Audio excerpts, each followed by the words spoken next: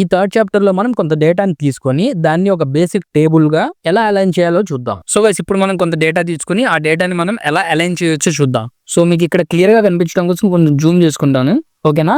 So మనం ఒక student record అనేది క్రియేట్ చేద్దాం. ఇక్కడ ఎక్సెల్ షీట్ లో స్టూడెంట్ రికార్డ్ లో ముందుగా సీరియల్ నెంబర్ తీసుకుందాం.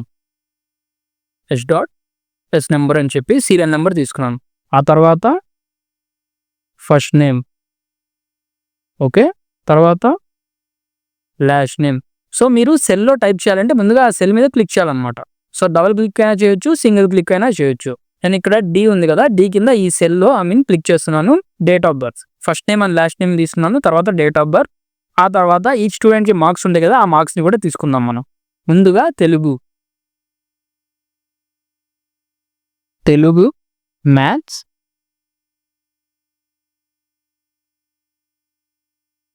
సైన్స్, అలాగే ఇంగ్లీష్,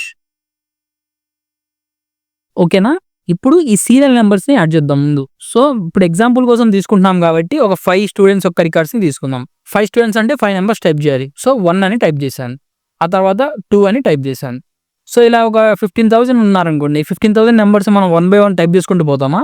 కష్టం కదా. దానికోసం మనకి ఎక్సెల్లో ఒక ఆప్షన్ ఉంది. సో ఇక్కడ 1 మీద క్లిక్ చేశాను, అలాగే కంట్రోల్ క్లిక్ చేసి 2 మీద కూడా క్లిక్ చేశాను. ఈ రెండు సెలెక్ట్ అయినాయి. ఆర్ఎల్స్ 1 మీద క్లిక్ చేసి కంట్రోల్ 2, ఓకేనా? సో ఇక్కడ 2 మీద క్లిక్ చేసిన తర్వాత ఇక్కడ మనకి ఒక సింబల్ అయితే కనిపిస్తుంది చూడండి. సో ఇక్కడ మనం ఈ సింబల్ దగ్గర తీసుకురాగానే మనకి ప్లస్ సింబల్ వచ్చింది ఆటోమేటిక్గా.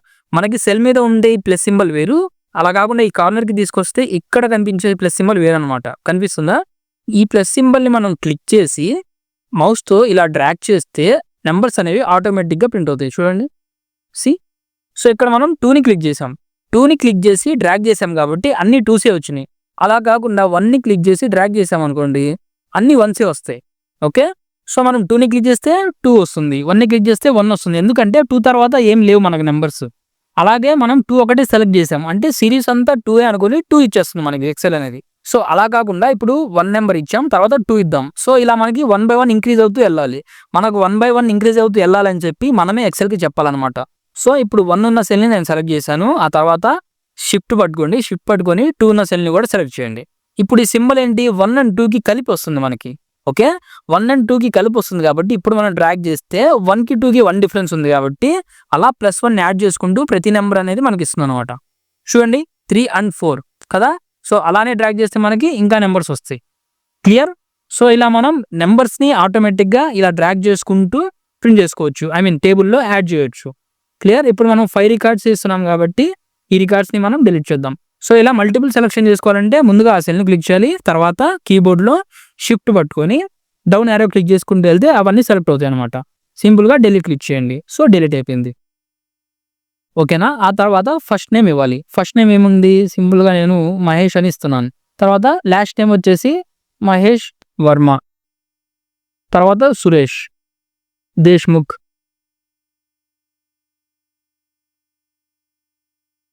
తర్వాత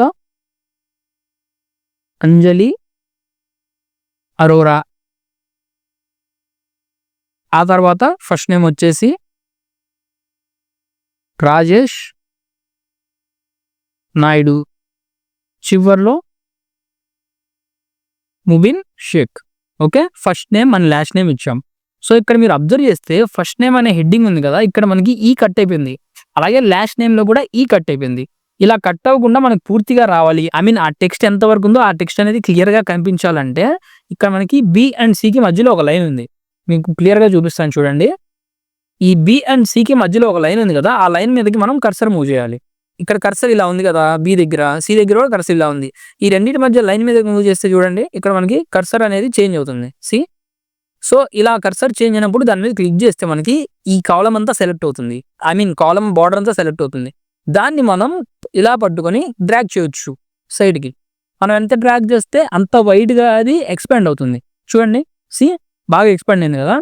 అలా కాకుండా ఇక్కడ ఫస్ట్ నేమ్ ఉంది, అది ఎంత ఉందో మనకు అంతే కావాలి. ఆర్ఎల్స్ కింద నేమ్స్ ఉన్నాయి కదా, వాటిలో ఏ నేమ్ అయితే లెంగ్తీగా ఉందో ఆ నేమ్ అంతే మనకి ఈ సెల్ ఉండాలి, ఈ బాక్సెస్ ఉండాలి అంటే సింపుల్గా దీని మీద డబుల్ క్లిక్ చేయండి. డబుల్ క్లిక్ చేస్తే ఇక్కడ ఫస్ట్ నేమ్ అనేది అన్నిటికంటే లెంగ్తీగా ఉంది. ఆ ఫస్ట్ నేమ్ ఎంత ఉందో అంతే మనకి ఈ బాక్స్ అనేది ఏర్పడింది, ఈ కాలం అనేది ఏర్పడింది, కాలంలో ఉన్న అన్ని బాక్సెస్ కూడా, ఓకే? సేమ్ అలాగే లాస్ట్ నేమ్ ఉంది. లాస్ట్ నేమ్‌కి ఇక్కడ ఈ పక్కన కట్టింది కదా! సో, ఈ లైన్ మీద క్లిక్ చేద్దాం. సీ ఇలా మనకి ఎక్స్‌పాండ్ అవుతుందనమాట. ఓకేనా? సో, ఇది బేసిక్ అలైన్‌మెంట్ అనమాట. ఆ తర్వాత డేట్ ఆఫ్ బర్త్. ఇక్కడ మనం సీరియల్ నంబర్ వచ్చేసి నంబర్ ఫార్మాట్‌లో రాసాం. First name and last name వచ్చేసి టెక్స్ట్ ఫార్మాట్‌లో రాసాం. కానీ డేట్ ఆఫ్ బర్త్ ఏంటి డిఫరెంట్ ఫార్మాట్స్‌లో ఉంటుంది. కొన్ని చోట్ల మనకి మంత్ ముందుంటుంది. తర్వాత డే ఉంటుంది. తర్వాత మనకి ఇయర్ ఉంటుంది. కొన్ని చోట్ల ముందు డేట్ ఉంటుంది. తర్వాత మంత్ ఉంటుంది. తర్వాత ఇయర్ ఉంటుంది. కొన్ని చోట్ల మనకి మంత్ అనేది లెటర్స్‌లో ఉంటుంది. జాన్ జేఏఎన్, ఫెబ్ ఎఫ్ఈబీ అని చెప్పి. సో, అలాంటి డిఫరెంట్ ఫార్మాట్స్ ఉన్నాయి. మనం బేసిక్‌గా ఒక ఫార్మాట్‌లో అయితే టైప్ చేద్దాం ముందు. సో, ముందుగా నేను 12 డేట్ అలాగే 9 మంత్ తర్వాత 1995 అని ఇచ్చాను. ఓకే. సో, ఇప్పుడు ఈ ఫార్మాట్‌ని మనం చేంజ్ చేసుకోవచ్చు. ఎలా చేంజ్ చేసుకోవచ్చు? ముందుగా ఈ డేట్ మీద క్లిక్ చేయండి. క్లిక్ చేస్తే మనకిక్కడ నంబర్ అనే గ్రూప్ ఉంది కదా! చూడండి. నంబర్ అనే గ్రూప్ ఉంది కదా! ఈ నంబర్ గ్రూప్‌లో ఇక్కడ డేట్ వచ్చేసింది ఆటోమేటిక్‌గా. అర్థమైంది కదా! అదే మనం ఇక్కడ తెలుగు మీద క్లిక్ చేసామనుకోండి జనరల్ అని వచ్చింది. నంబర్ మీద క్లిక్ చేస్తే నంబర్ అని వచ్చింది. ఆ తర్వాత ఇక్కడ డేట్ అని వచ్చింది. సో, ఈ డేట్‌ని మనం క్లిక్ చేస్తే ఇక్కడ షార్ట్ డేట్, లాంగ్ డేట్ అని చెప్పి ఆప్షన్స్ ఉంటాయి మనకి. సో, లాంగ్ డేట్ సెలెక్ట్ చేసామనుకోండి చూడండి సాటర్డే December 9, 1995. సో, ఇక్కడ మనం మంత్ ఇచ్చాం, డే ఇచ్చాం, డేట్ ఇచ్చాం, ఇయర్ ఇచ్చాం. కానీ ఆ రోజు ఏ డే అనేది ఇవ్వలా. కానీ ఎక్సెల్ అనేది ఆటోమేటిక్‌గా ఇచ్చింది. కానీ ఇది మరీ లెంగ్తీగా ఉంది. సో, మనం ఇంకా వేరే ఫార్మాట్స్ ఏమేమి ఉన్నాయో చూద్దాం. సో, ఇక్కడ డేట్ అని ఉంది కదా! డేట్ కాకుండా ఇక్కడ కింద ఒక సింబల్ ఉంటది చూడండి. ఇక్కడ కార్నర్‌లో ఈ ఫార్మాట్ ఉంది కదా! దీని మీద క్లిక్ చేయాలి. క్లిక్ చేస్తే మనకి టోటల్ ఫార్మాట్స్ ఎన్ని ఉన్నాయో అవన్నీ వచ్చేస్తాయి డేట్‌కి. చూడండి మల్టిపుల్ ఫార్మాట్స్ ఉన్నాయి ఇక్కడ. ఓకేనా? సో, దీంట్లో మనం ఫార్మాట్‌ని డైరెక్ట్‌గా చూసి సెలెక్ట్ చేసుకోవచ్చు. సో, నేనైతే ఈ ఫార్మాట్ సెలెక్ట్ చేసుకుంటాను. ఇక్కడ డేట్, మంత్ వచ్చేసి లెటర్స్‌లో ఉంటుంది. ఆ తర్వాత ఇయర్ ఉంటుంది. ఈ ఫార్మాట్‌ని సెలెక్ట్ చేసుకొని ఓకే క్లిక్ చేశాను. చూడండి 9 December 1995. ఇది మనకి సింపుల్‌గా బావుంది కదా! సో, ఇదే ఫార్మాట్‌లో మనకి నెక్స్ట్ రాసిన డేట్స్ కూడా కావాలి. అవి ఎలా చేయాలో కూడా చూద్దాం. సో, నెక్స్ట్ వచ్చేసి మనం 10/11/2001 ఇలా రాండమ్‌గా మిగతా డేట్స్ కూడా రాసేస్తాను.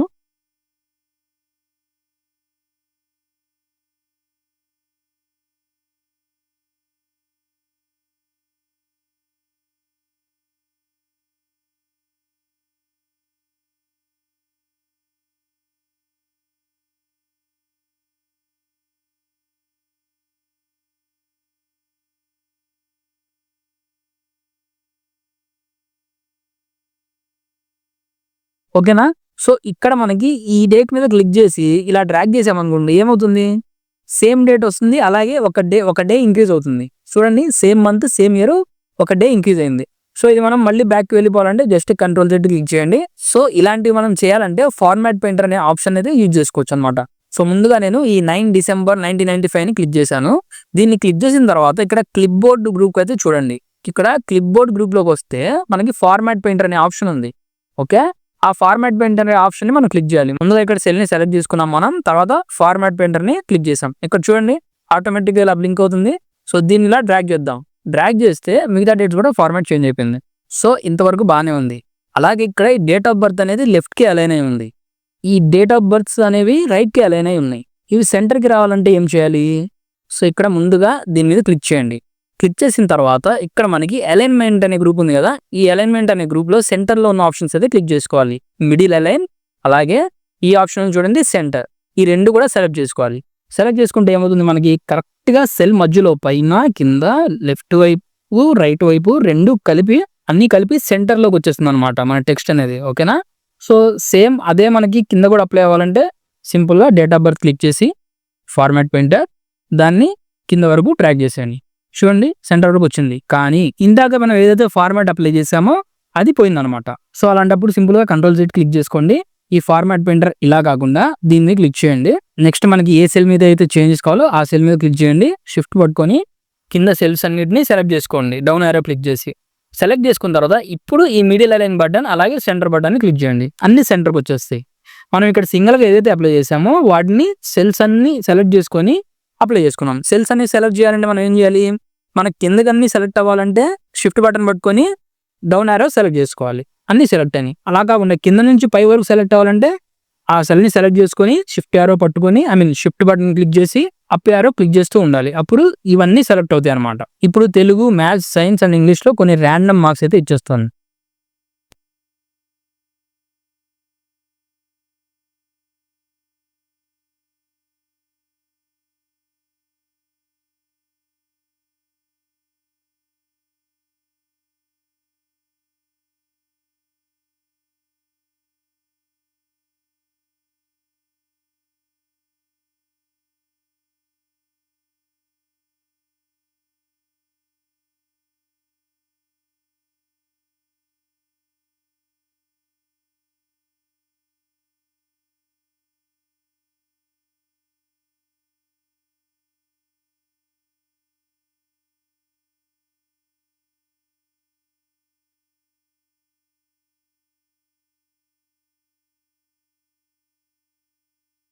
ఓకేనా. ఎలాగైతే ఇక్కడ మనం డేట్ ఆఫ్ బర్త్ని మిడిల్లోకి అలైన్ చేసుకున్నామో వీటన్నిటిని కూడా మనం మిడిల్కి అలైన్ చేసుకోవచ్చు అనమాట.